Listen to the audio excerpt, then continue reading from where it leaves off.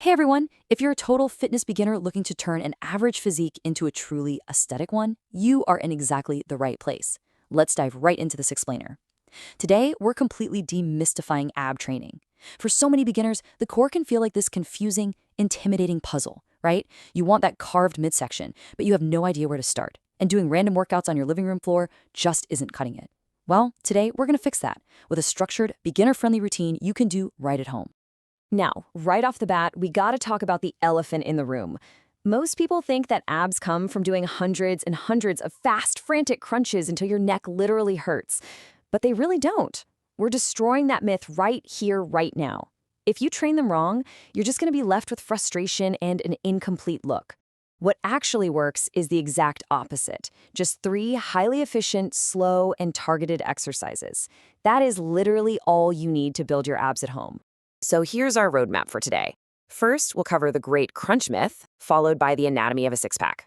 Then we'll get into the routine itself, exercise 1 for lower abs, exercise 2 for upper abs, and exercise 3 for the obliques. Finally, we'll wrap up with the kitchen secret.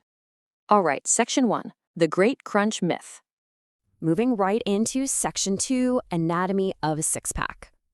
You know, as a beginner, it's absolutely crucial that you understand the actual terrain of your core before you just start exercising. Throwing yourself into random, endless crunch workouts is a one-way ticket to giving up. We really need to focus on targeted, deliberate movements. Your core breaks down into 3 mandatory zones, and to build a complete six-part, you can't just train one area. First, you have your upper abs, and their primary job is to help curl your torso toward your hips.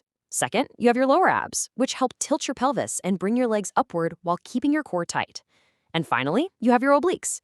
These sit right on the sides of your waist, and they help rotate your body and create that amazing carved look that makes your abs stand out from every single angle. If you only train one part, your abs will kind of just look incomplete. So our routine today is completely designed to hit the entire core. Which brings us to section 3, exercise 1, lower abs. We're going to be using an absolute powerhouse of a movement here, the reverse crunch. Now, if you're a beginner, pay close attention, because this is an exercise almost everyone does incorrectly at first. Step 1, lie flat on your back with your knees bent and your feet off the floor. Place your hands beside you or underneath your hips for support. Step 2, pull your knees toward your chest. But listen carefully. Here's the critical part. For step 3, roll your pelvis upward. I cannot stress this enough. Do not just swing your legs. Swinging uses momentum, not your muscles. You really need to lift your hips off the floor by actively rolling your pelvis upward. Pause for a second at the top, and then lower slowly with complete control. That control is where the magic actually happens. So the crucial point here is getting the volume right.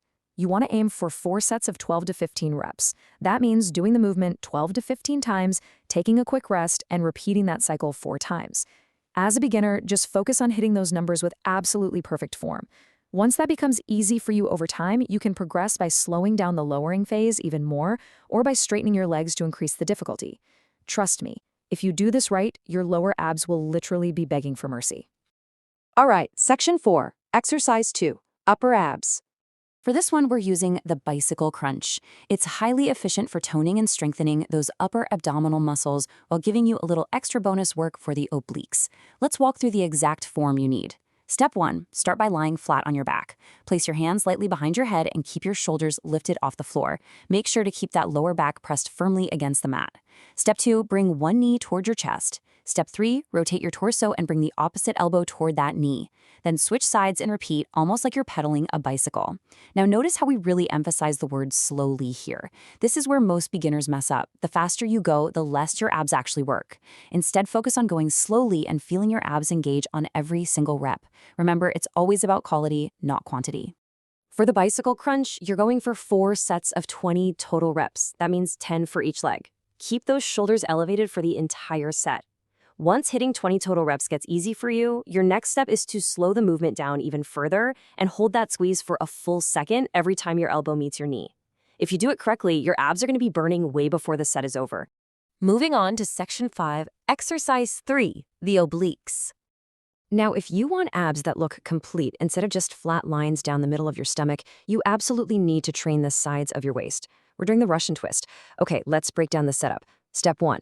Sit on the floor with your knees bent and lean back slightly until you feel your core having to work just to keep you upright. Step 2, lift your feet off the floor if you can. If you're a complete beginner and that's just too hard right now, it's totally okay to keep your heels lightly on the ground at first, but lifting them is the ultimate goal. Step 3, rotate your torso from side to side. And listen carefully to this part.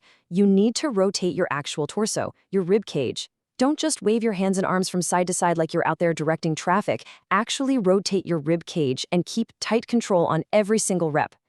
Your target here is 4 sets of 20 total repetitions, which breaks down to 10 on each side.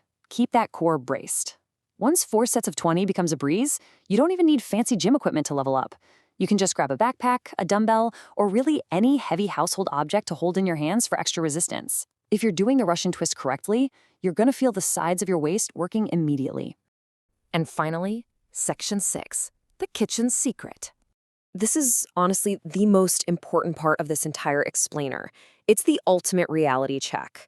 Quote, abs are built from exercises, but they're revealed in the kitchen. Wow, that is a hard-hitting truth bomb for anyone starting their fitness journey. You can do everything we just talked about perfectly. You can build the absolute strongest abs in the world, but if they're hidden under a layer of body fat, nobody will ever see them. That's exactly why 2 people can have equally strong core muscles, but one has a visible six-pack and the other doesn't. The only difference? It's body fat. So how do we actually reveal those abs? Here's your exact dietary execution plan. First, maintain a small calorie deficit. This just means consuming slightly fewer calories than your body burns, which forces your body to tap into stored body fat. Second, eat enough protein. Protein is what preserves your hard-earned muscle while you lose that fat. And third, stay consistent over time. It doesn't happen overnight, unfortunately. But do these 3 things long enough, and the abs you've been diligently building on your living room floor will absolutely start showing up. Tying the workouts and the diet together, here is your weekly prescription for success as a beginner. You now know exactly what to do. No more random, confusing ab workouts. Focus on following this 3-exercise routine 2 to 3 times a week. And your only goal is to focus on getting just a little bit better every session, whether that means slightly better form, going a little slower, or getting just 1 more rep. Which brings us to our final thought. The mystery is totally gone. You have the knowledge, you have the step-by-step beginner routine, and you have the nutritional secret. But, knowledge without action is just trivia. So my final question for you, you have the routine. Are you ready to stay consistent enough to actually reveal the results? The ball is entirely in your court. Thank you so much for joining me for this explainer. Stay consistent out there, and I'll catch you on the next one.